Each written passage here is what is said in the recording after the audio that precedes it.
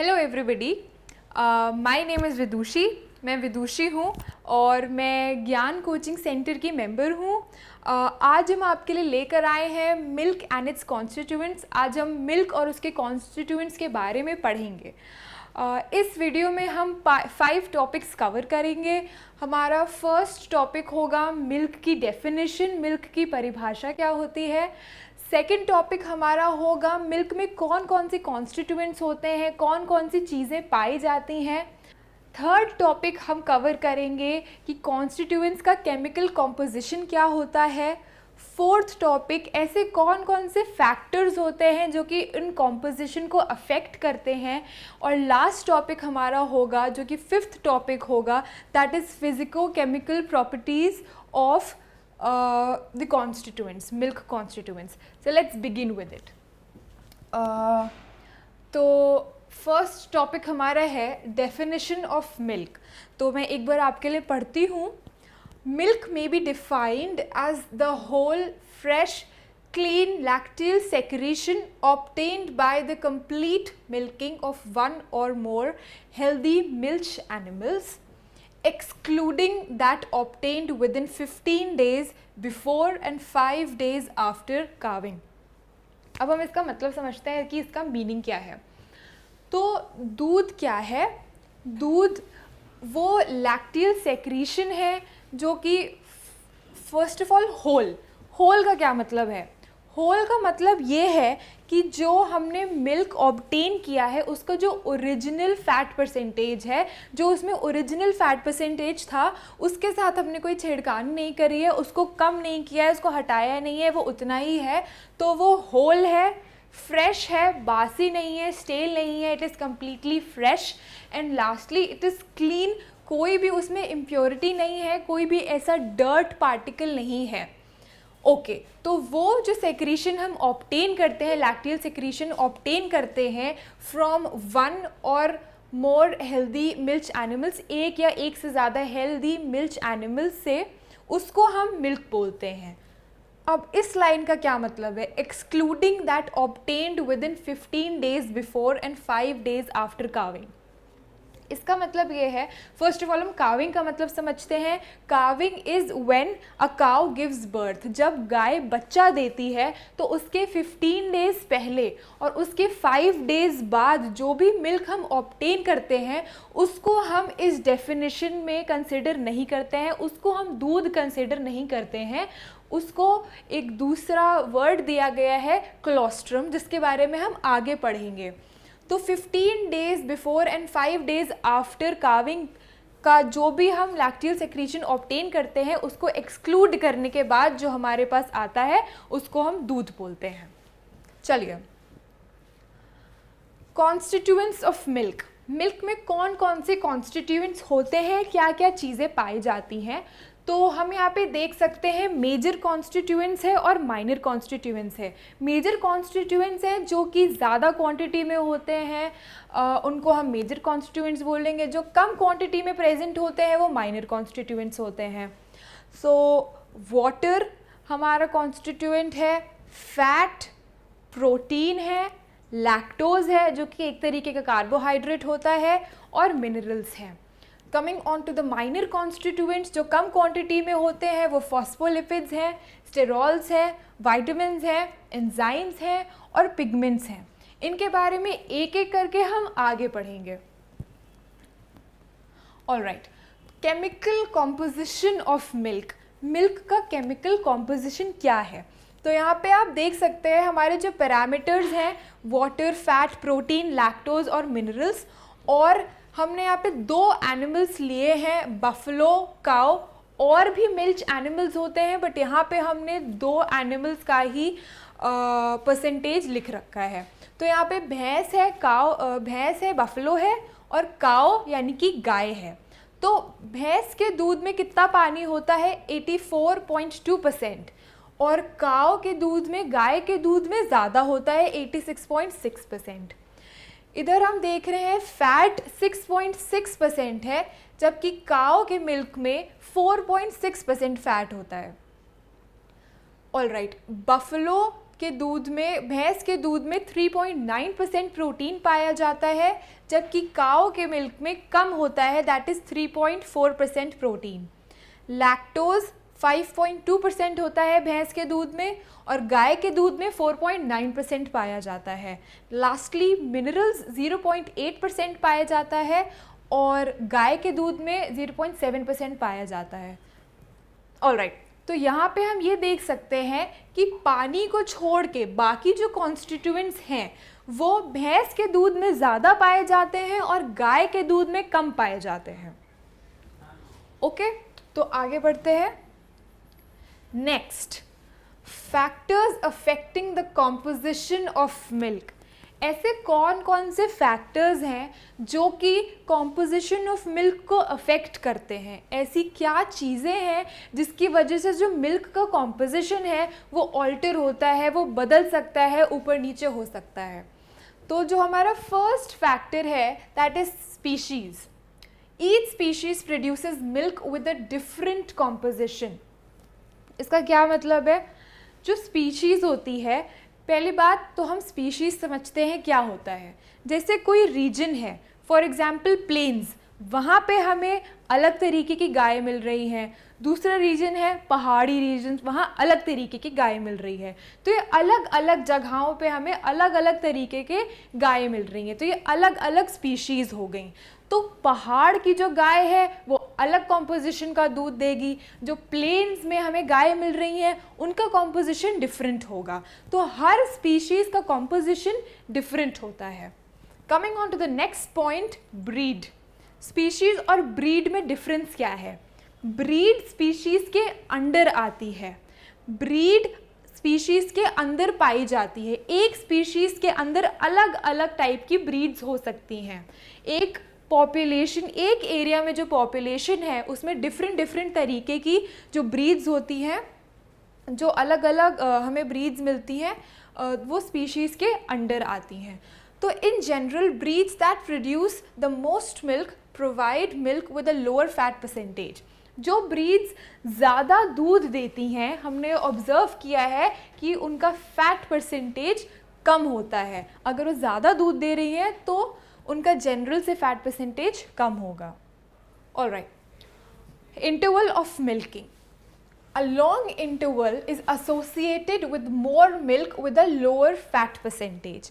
Interval किसके बीच में? Interval between two milking process, two milking procedures. दो मिल्किंग के बीच का जो टाइम होता है, अगर वो ज़्यादा है, अगर वो एक लॉन्गर इंटरवल है, तो हमारा जो मिल्क होगा उसका जो फैट परसेंटेज होगा कम होगा। ज़्यादा टाइम है तो ज़्यादा दूध मिलेगा, लेकिन फैट परसेंटेज का कम होने वाला है। तो इस तरीके से इंटरवल ऑफ मिल्किंग हमारे कॉम्पोजिशन को अफेक्ट करता है। Next, disease and abnormal condition. Disease, अगर आपका एनिमल है वो अनहेल्दी है, उसको कोई डिज़ीज़ है, कोई एबनॉर्मल कंडीशन हो, तो डेफिनेटली आपका जो मिल्क कॉम्पोजिशन है वो अफेक्ट होने वाला है। Both fat and solid not fat contents can be reduced by disease, particularly mastitis. तो यहाँ पे दो टर्म्स हैं, first of all solid not fat और मास्टाइटिस। दोनों का मतलब हम समझते हैं। सॉलिड नॉट फैट क्या होता है? तो मिल्क में हम मिल्क के कॉन्स्टिट्यूएंट्स को दो तरीके से डिवाइड कर रहे हैं, एक फैट और एक वो सॉलिड्स जो कि फैट नहीं है, SNF, सॉलिड नॉट फैट। यहाँ पे जो सॉलिड नॉट फैट कंटेंट है और फैट कंटेंट है, दोनों ही चीज़ें किसी भी डिज़ीज़ या एबनॉर्मल कंडीशन से अफेक्ट होती हैं। अब coming on to mastitis, what is mastitis? Mastitis is a kind of disease. एक डिज़ीज़ होता है जहाँ पे जो काव का अडर होता है वो स्वॉलन हो जाता है, इन्फ्लेमेशन हो जाता है, वो रेड हो जाता है और कभी कभी ब्लीड भी कर सकता है, खून भी आ सकता है, जिसकी वजह से फर्स्टली हमारा दूध अनक्लीन हो जाएगा, तो उसको हम दूध कंसिडर नहीं कर सकते हैं। उसके बाद इसमें डेफिनेटली अगर हमारी गाय बीमार है, उसको कोई दिक्कत है, हेल्दी नहीं है, तो हमारा कॉम्पोजिशन अफेक्ट ज़रूर होगा। Next, portion of milking. Foremilk is low in fat content while strippings are highest. Foremilk का जो फैट कंटेंट होता है वो बहुत कम होता है एज़ कम्पेयर टू स्ट्रिपिंग्स, और स्ट्रिपिंग्स का जो फैट कंटेंट होता है वो सबसे ज़्यादा होता है। फोर मिल्क क्या होता है? वो दूध जो कि हम स्टार्टिंग में मिल्किंग की स्टार्टिंग में प्रोक्योर करते हैं, जब मिल्किंग हो रही होती है तो जो पहले पहले दूध निकलता है वो बहुत ही वाटरी होता है, उसका फैट कंटेंट बहुत ही कम होता है। और स्ट्रिपिंग्स होता है जो कि हम लास्ट में दूध ऑब्टेन करते हैं, मिल्किंग की एंड में जाके ऑब्टेन करते हैं, उसको स्ट्रिपिंग्स बोलते हैं, और उसका फैट कंटेंट सबसे ज़्यादा होता है। देन स्टेज ऑफ लैक्टेशन से हमारा क्या मतलब है? The first secretion after calving, colostrum, is very different in its composition and general properties. तो काविंग के बाद जब गाय बच्चा दे देती है, उसके बाद जो फर्स्ट सेक्रीशन होता है उसको हम कोलोस्ट्रम बोलते हैं। इसके बारे में हमने डेफिनेशन में भी पढ़ा था कि 15 डेज़ बिफोर और 5 डेज़ आफ्टर हम मिल्क उसको नहीं कंसिडर करते हैं। तो राइट आफ्टर काविंग जो सेक्रीशन हम ऑब्टेन करते हैं उसको कोलोस्ट्रम बोलते हैं। उसकी प्रॉपर्टीज़, कैरेक्टरिस्टिक्स जनरल मिल्क से बहुत डिफरेंट होती है, उसका टेक्सचर बहुत डिफरेंट होता है, उसकी न्यूट्रिशनल वैल्यू बहुत डिफरेंट होती है, और उसका कॉम्पोजिशन भी डिफरेंट होता है। कोलोस्ट्रम की न्यूट्रिशनल वैल्यू बहुत हाई होती है। कोलोस्ट्रम में कैरोटीन बहुत ज़्यादा पाया जाता है, और इसी तरीके से हम देख सकते हैं कि इसका कॉम्पोजिशन और जनरल प्रॉपर्टीज़ मिल्क से बहुत डिफरेंट होती हैं। इस तरीके से स्टेज ऑफ लैक्टेशन हमारे कॉम्पोजिशन को अफेक्ट करता है। Next, season. The percentage of both fat and solid not fat shows slight but well defined variations during the course of the year. इसका क्या मतलब है? पूरे सीजन में, पूरे ईयर में हम डिफरेंट सीजन्स के अंडर वेरिएशंस नोटिस करते हैं कॉम्पोजिशन में। कैसे वेरी करता है? जब गर्मियाँ होती हैं तो हमारा लोअर फैट परसेंटेज का मिल्क होता है एज़ कम्पेयर टू जब सर्दियाँ चल रही होती हैं। इसका एक सिंपल सा लॉजिक है, गर्मियों में जानवर ज़्यादा पानी पीता है तो डेफिनेटली फ़ैट परसेंटेज कम हो जाता है। सर्दियों में वाटर की मात्रा कम होती है तो फैट परसेंटेज हमारा बढ़ जाता है। इस तरीके से सीजन्स अफेक्ट करते हैं कॉम्पोजिशन को। Lastly, age. The fat percentage of milk declines slightly as the cow grows older. जैसे जैसे एनिमल एज करता जाता है वैसे वैसे उसके दूध में फैट परसेंटेज कम होता जाता है। Alright, use of drugs and hormones. Certain drugs may affect temporary change in fat percentage. Injection or feeding hormones result in increase of both milk quantity and fat percentage. अगर हम animal को कोई drug दे रहे हैं, कोई medicine दे रहे हैं या कोई हार्मोन इंजेक्ट कर रहे हैं तो डेफिनेटली वो हमारे कॉम्पोजिशन को अफेक्ट करेगा। अगर हम कोई ऐसा हार्मोन दे रहे हैं जिससे उसका मिल्क प्रोडक्शन ज़्यादा हो जाएगा, या फिर जो वो मिल्क प्रोड्यूस कर रही है उसमें फ़ैट परसेंटेज ज़्यादा हो जाएगा, तो डेफिनेटली हमारा केमिकल कॉम्पोजिशन ऑल्टर होने वाला है। तो इस तरीके से ड्रग्स या हार्मोन्स हमारे कॉम्पोजिशन को अफेक्ट करती है। So this was all about all the factors that are affecting the chemical composition of milk. ये सारी चीज़ें थी जो कि हमारे composition को affect कर सकती हैं। These were the factors. Okay. Next, physico-chemical properties of milk constituents. तो हमारे milk constituents जो हैं उनके बारे में एक एक करके हम पढ़ेंगे, और हमारा first milk constituent है water. It is the most important constituent. Why? Because ये जो हमारा constituent है इसके अंदर ही बाकी सारे constituent dissolve हैं। ये वाटर एक मीडियम है जिसके अंदर बाकी सारे constituent dissolve हो रखे हैं। Water is a medium for other milk constituents which are dissolved in it. All right. Very small portion is bound to proteins and phospholipids. तो बहुत कम सा जो पोर्शन होता है पानी का, जितना भी पानी हमारे दूध में है उसमें थोड़ा सा जो पोर्शन होता है वो बाउंड होता है और बाकी सारा पोर्शन फ्री होता है। इससे हमारा क्या मतलब है? इससे मतलब ये है कि जो पानी होता है, जितना भी टोटल अवेलेबल वाटर होता है किसी भी खाने की चीज़ में, वो पूरा फ्री वाटर नहीं होता है। फ्री वाटर से मेरा क्या मतलब है, वो पानी जिसको हम इजीली सेपरेट कर सकते हैं, इजीली एक्सट्रैक्ट कर सकते हैं किसी भी मेथड से, बाय प्रेसिंग और बाय इवेपोरेशन, किसी भी तरीके के मेथड से हम पानी एक्सट्रैक्ट कर लें इजीली, वो पानी फ्री वाटर में कंसिडर करेंगे। बट थोड़ा पानी होता है जिसको एक्सट्रैक्ट करने के लिए हमें दूसरे अलग मेथड्स की ज़रूरत पड़ती है, कॉम्प्लिकेटेड मेथड्स की ज़रूरत पड़ती है, जो कि इतने आसानी से नहीं निकलता है, उसको हम बाउंड वाटर बोलते हैं। अगर आप अपने मिल्क को इवेपोरेट करेंगे मिल्क पाउडर बनाने के लिए, तो अगर जो पानी इजीली इवेपोरेट हो जा रहा है वो फ्री वाटर था, और जो नहीं हो पा रहा है जिसके लिए हमें दूसरे मेथड्स का यूज़ करना पड़ेगा वो बाउंड वाटर है। तो मिल्क में क्या होता है, बहुत थोड़ा सा पोर्शन होता है जो कि प्रोटीन्स और फॉस्फोलिपिड्स के साथ बंधा होता है। इसको सेपरेट करने के लिए आपको कॉम्प्लिकेटेड मेथड्स की ज़रूरत पड़ती है। Next is fat. ऑलराइट, तो फैट बहुत ही ज़्यादा इम्पॉर्टेंट कॉन्स्टिट्यूएंट है, और इसके बेसिस पर ही हम मिल्क को डिवाइड कर सकते हैं, मिल्क को कैटेगराइज कर सकते हैं whole milk, toned milk, skimmed milk के बेसिस पे।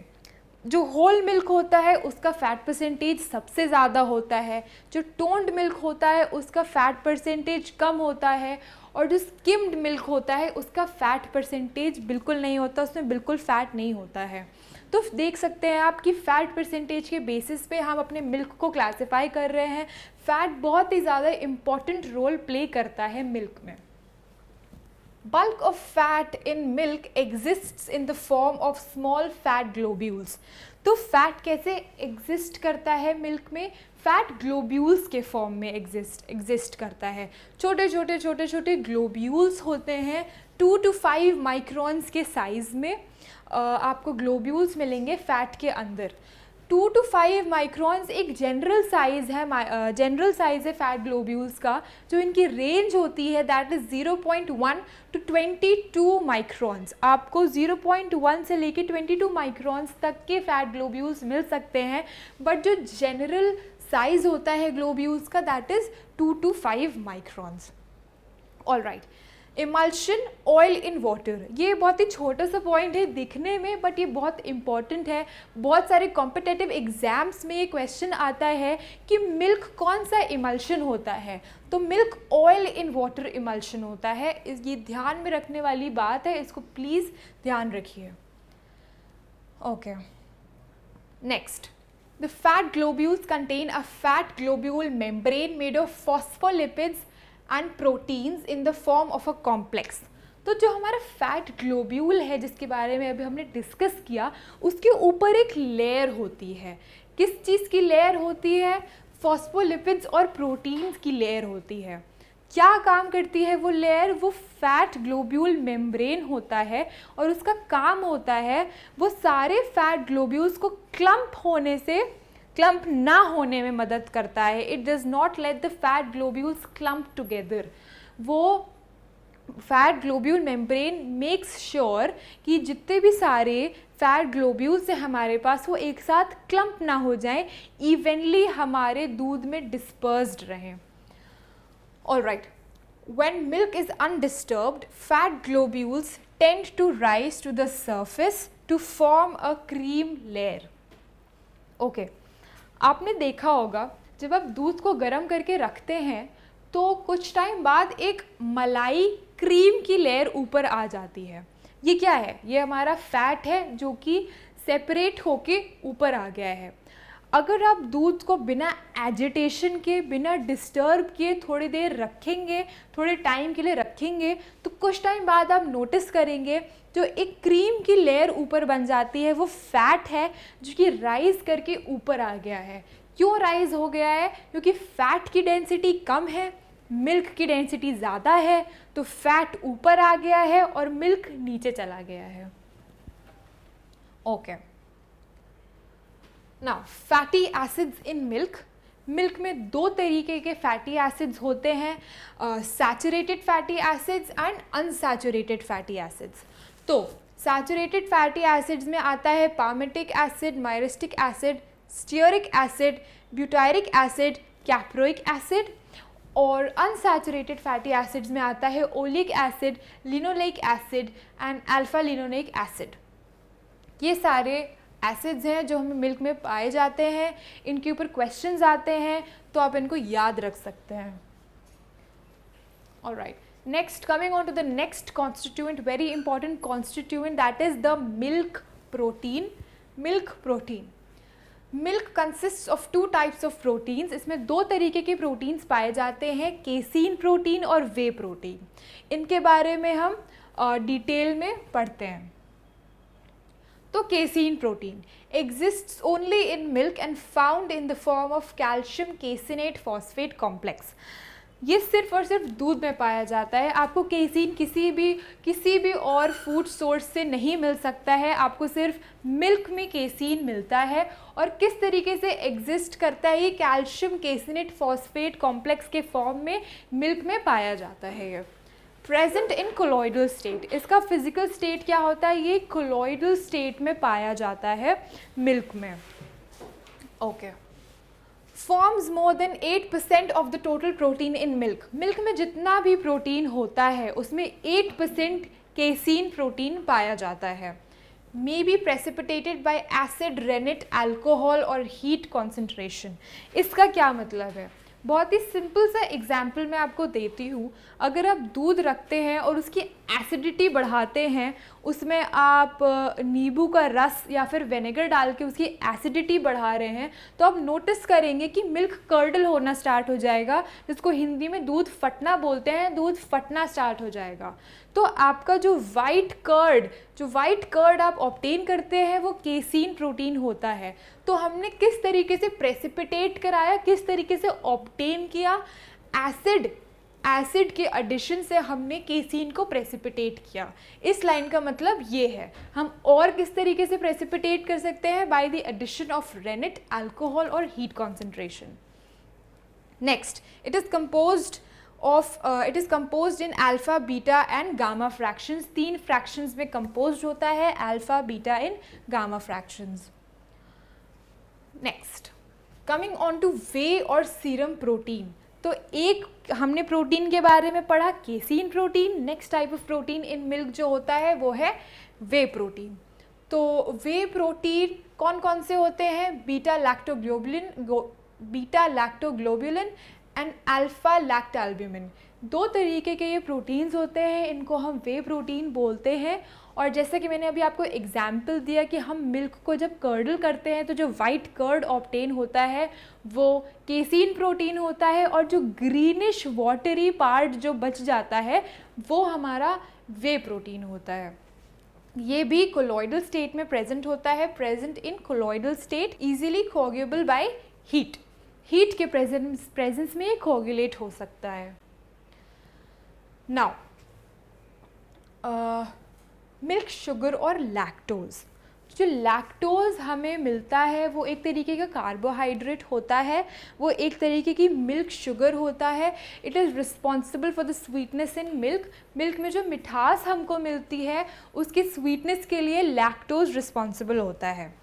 ऑलराइट, तो it is specific to milk only. इसका मतलब क्या है, ये सिर्फ और सिर्फ ये कार्बोहाइड्रेट, ये शुगर हमको मिल्क में मिल सकता है। किसी भी और सोर्स से हम लैक्टोज ऑब्टेन नहीं कर सकते हैं, सिर्फ मिल्क से कर सकते हैं। Is true solution in milk serum में जैसे हमने अभी पढ़ा था कि प्रोटीन्स कोलॉइडल स्टेट में पाए जाते हैं, ये ट्रू सोल्यूशन के फॉर्म में पाया जाता है। On crystallisation from water it forms hard gritty crystals.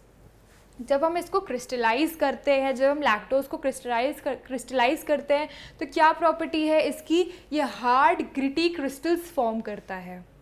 Alright, it is 1/6 as sweet as sucrose. What is sucrose, जो हम चीनी खाते हैं जनरली, जो हम टेबल शुगर कंज्यूम करते हैं उसको सुक्रोज बोलते हैं। तो लैक्टोज की जो स्वीटनेस है वो 1/6 ऑफ सुक्रोज होती है। ये 1/6 स्वीट होता है of sucrose. Responsible for the defect sandiness in ice cream and sweetened condensed milk. Ice creams और कंडेंस्ड मिल्क में कभी कभी एक डिफेक्ट ऑब्ज़र्व करते हैं जिसको सैंडिनेस बोलते हैं, जिसमें अगर आपने कभी ऑब्ज़र्व किया होगा आइसक्रीम और कंडेंस्ड मिल्क ग्रेनी हो जाता है, तो उस डिफेक्ट के लिए लैक्टोज रिस्पॉन्सिबल होता है. Lactose is responsible for the defect sandiness in ice cream and sweetened condensed milk. Okay, तो this was it all about the major constituents of milk. ये हमने अभी मेजर कॉन्स्टिट्यूएंट्स ऑफ मिल्क के बारे में पढ़ा. अब हम माइनर कॉन्स्टिट्यूएंट्स पे आते हैं. तो हमारा फर्स्ट माइनर कॉन्स्टिट्यूएंट है phospholipids. In milk there are 3 types of phospholipids, that is lecithin, cephalin and sphingomyelin. तो 3 तरीके के फॉस्फोलिपिड्स पाए जाते हैं, लेसिथिन, सिफेलिन एंड स्फिंगोमाइलिन. अब अभी थोड़ी देर पहले मैंने आपको बताया था कि फैट में जो फैट ग्लोब्यूल मेम्ब्रेन होता है that is made up of protein and phospholipids. तो कौन सा फॉस्फोलिपिड होता है? लेसिथिन होता है, जो कि फैट ग्लोब्यूल मेम्ब्रेन में पाया जाता है. इनफैक्ट अगर आपने कभी नोटिस किया हो, जो एग में एग योक होता है उसमें भी जो मेम्ब्रेन होता है वहाँ पे भी हम लेसिथिन को देख सकते हैं. लेसिथिन वहाँ पे भी पाया जाता है. Next, lecithin contributes to the richness of flavor of milk and other dairy products. तो मिल्क का जो रिच फ्लेवर आता है, जो रिचनेस हमको मिलती है मिल्क में, वो उसके लिए कौन रिस्पॉन्सिबल होता है? Lecithin. Lecithin is responsible for the richness. अगर आप कभी नोटिस करेंगे पैकेट वाला दूध और टेट्रा पैक वाले दूध में एक अलग रिच फ्लेवर आता है. वो क्यों आता है? क्योंकि उसमें लेसिथिन की क्वांटिटी ज़्यादा होती है as compare to the packet milk. Okay, pigments क्या होते हैं? पिगमेंट्स वो सब्सटेंस होता है जो कि किसी भी चीज़ में कलरिंग के लिए रिस्पॉन्सिबल होता है. अगर किसी भी चीज़ में कोई कलर है तो it is because of some pigment. तो दूध में कौन से पिगमेंट्स होते हैं? एक फैट सॉल्युबल पिगमेंट होता है. There is a fat soluble pigment such as carotene and water soluble pigment such as riboflavin. 2 तरीके के पिगमेंट्स हमको मिलते हैं मिल्क में, कैरोटीन और राइबोफ्लेविन. ऑलराइट, तो keratin is responsible for the yellow color of milk, cream, butter and other fat rich dairy products. जितने भी डेयरी प्रोडक्ट्स होते हैं, मिल्क होता है, आपने देखा होगा उसका स्लाइट येलो कलर जो होता है, जो कि बटर का स्लाइट येलो कलर होता है, that is because of the fat soluble pigment carotene. It is also an antioxidant and a precursor of vitamin A. One molecule of beta carotene yields 2 molecules of vitamin A, while alpha carotene yields only 1. तो carotene एक antioxidant भी होता है. What is meant by antioxidant? Antioxidant क्या होता है? ये oxidation reaction होने से प्रिवेंट करता है. और प्रीकर्सर ऑफ विटामिन ए मतलब एक मॉलिक्यूल बीटा कैरोटीन का हमको 2 मॉलिक्यूल्स ऑफ विटामिन ए देता है, एंड एक मॉलिक्यूल अल्फा कैरोटीन का हमको 1 मॉलिक्यूल ऑफ विटामिन ए देता है. Next, riboflavin. Riboflavin, besides being a vitamin, is a greenish yellow pigment which gives the characteristic color to the whey. Riboflavin क्या होता है? ये विटामिन बी कॉम्प्लेक्स ग्रुप का एक विटामिन होता है और ये ग्रीनिश येलो कलर का होता है. तो apart from being a vitamin, एक विटामिन के साथ साथ ये एक पिगमेंट भी है. एंड ये किस चीज़ के लिए रिस्पॉन्सिबल होता है? जो वे है, अभी मैंने आपको बताया, जो कर्ड सेपरेट होती है, तो केसीन कर्ड के अलावा जो हमको वे मिलता है जो कि ग्रीनिश येलो कलर का होता है, उसके लिए riboflavin water soluble pigment responsible होता है. Lastly coming on to vitamins, milk में कौन कौन से वाइटामिन्स पाए जाते हैं? तो आप देख सकते हैं कि मिल्क में फैट सॉल्युबल वाइटामिन्स होते हैं जो कि ए, डी, ई और के है, और साथ ही साथ इसमें वाटर सॉल्युबल वाइटामिन्स होते हैं. B complex group, vitamin B complex group के जितने भी विटामिन्स होते हैं वो इसमें पाए जाते हैं, और विटामिन सी जिसको हम एस्कॉर्बिक एसिड के नाम से भी जानते हैं वो भी इसमें पाया जाता है. तो ये सारे विटामिन्स हमें मिल्क में मिलते हैं. तो this was all about the constituents of milk, ये सारे कॉन्स्टिट्यूएंट थे जो हमें मिल्क में मिलते हैं। हमने इनके बारे में पढ़ा, इनकी प्रॉपर्टीज़ के बारे में पढ़ा, इनके कैरेक्टरिस्टिक्स के बारे में आज इस लेक्चर में पढ़ा। Thank you so much everybody for watching.